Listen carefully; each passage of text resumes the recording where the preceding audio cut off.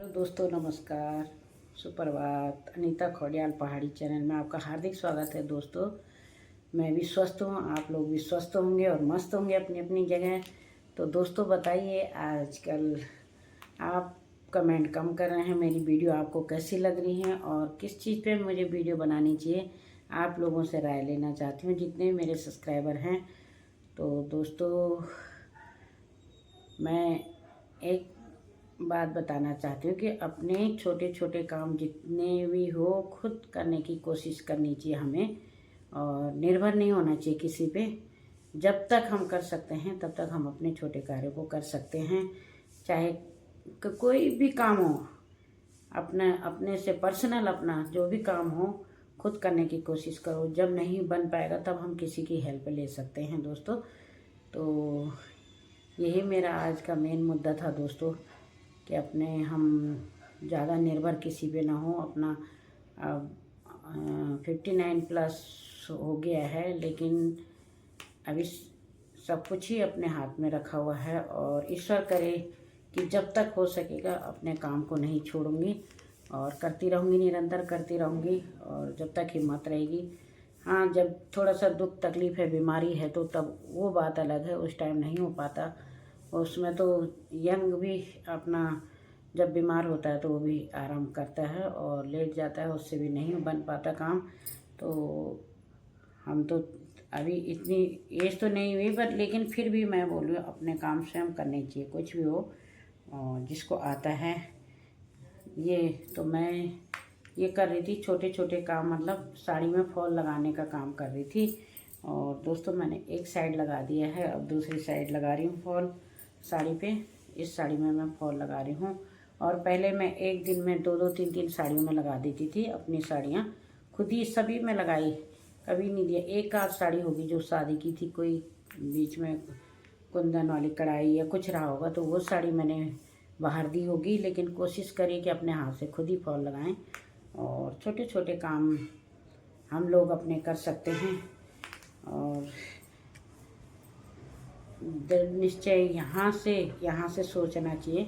मानसिकता से हम बुजुर्ग होते हैं, बूढ़े होते हैं, और अगर हमारी ये सोच ये रहेगी कि अभी हम खुद कर सकते हैं अपना छोटे छोटे कार्य, तो हमें खुद ही करना चाहिए। और सुई में भी धागा डालना, हालांकि अब मुश्किल हो रहा है, दिखता नहीं है, पतली सुई है, इसका छेद नहीं दिखता, लेकिन थोड़ा अंदाज करके मैं यूँ करके अभी बच्चों को नहीं दे रही हूँ, खुद ही डाल रही हूँ सुई पे धागा। और अभी चश्मा भी नहीं लगाया है, शुगर है, लेकिन अभी रोशनी ठीक है थोड़ा बहुत।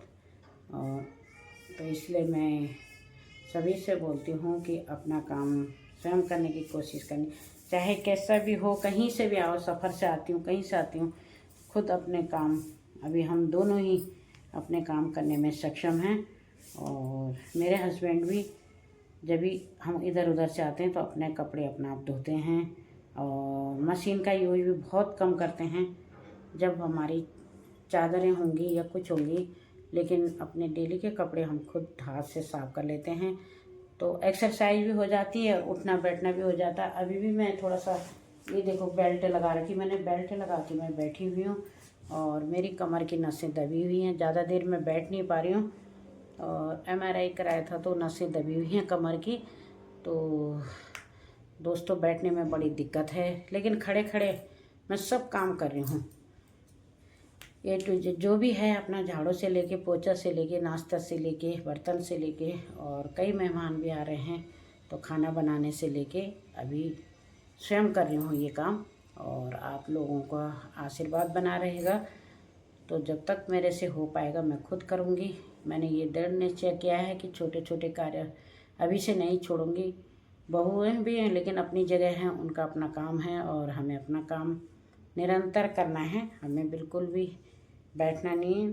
हाँ, ये है कि शरीर हमेशा एक जैसा नहीं होता, लेकिन थोड़ा रेस्ट करके और फिर से अपने काम में लग जाओ तो थोड़ा बहुत शरीर हमारा साथ देगा। और अभी से हम बैठना शुरू कर देंगे, हम बोलेंगे ना हमारी दो दो बहुएं, हम बैठ जाएं और हम यहीं पे बैठ के खाना खाएं, तो ये हमारे लिए बीमारी का अड्डा हो जाएगा। हालांकि बीमारी कम नहीं है, 8 ऑपरेशन हो चुके हैं मेरे भी, और हमेशा थायराइड है, शुगर है, BP है, कुछ ना कुछ चलता रहता है। साइनस है तो बीमारियां चलती रहती हैं। बीमारियों से टक्कर लेने के लिए हमेशा जूझती रहती हूँ, और जब तक मेरे से जूझा जाएगा, जब तक ईश्वर ने ये धागा मजबूत किया होगा, ये भी एक धागा ही है, जीवन का भी एक धागा ही है।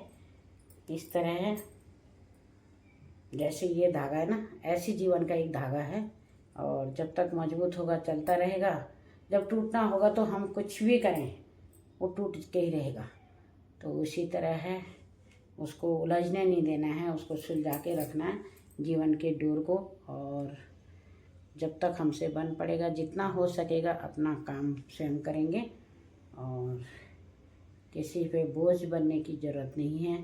हाँ, जब लाचार हो जाएंगे तो हो सकता है ना भी कर पाएँ, तो तब की बात अलग है। लेकिन कई को देखती हूँ मैं कि आलस कर जाते हैं और बोलते हैं अब तो हम बैठ बैठ के खा सकते हैं, हमारी बहू हो गई, ये हो गया। लेकिन नहीं, अपने हाथ पैर चलाते रहना चाहिए। कुछ ना हो तो हम, जब कुछ ना हो पाएगा तो अपनी सब्जी काट सकते हैं, अपना आटा मल सकते हैं। आटा गूंदने के लिए भी हमारी उंगलियों में एक्सरसाइज होता है। ऐसे करके कभी घुटने टेके यूं यूं यूं हाथ से गूंद के, अब तो ऐसे हिला के गूंद देते हैं आटा, लेकिन वो भी एक्सरसाइज है और हमारे लिए फ़ायदेमंद है। तो मैं फॉल लगा रही थी, फॉल लगाते लगाते दोस्तों मुझे एक बात का ध्यान आया कि मैं अपने यूट्यूबर, मेरे सब्सक्राइबर जितने भी हैं अपने, उनसे मैं अपना साझा करूं। और वैसे सभी करते होंगे, मुझे पूरी उम्मीद है सब लोग करते हैं। और अभी हमारी इतनी एज भी नहीं हुई कि हम बैठ जाएं, और एज से ही नहीं होता, लेकिन बीमारियों से बोल रही मैं। बीमारी 8 ऑपरेशन हो गए, और शुगर, बीपी, थायराइड रोज़ बना रहता है। शुगर कभी कभी 103 104 नीचे वाला चले जाता है, और ऊपर वाला 160-70 तक भी जाता है। लेकिन कोई नहीं, गोली खाओ फिर चलते, फिर बनो और उठो और चलो।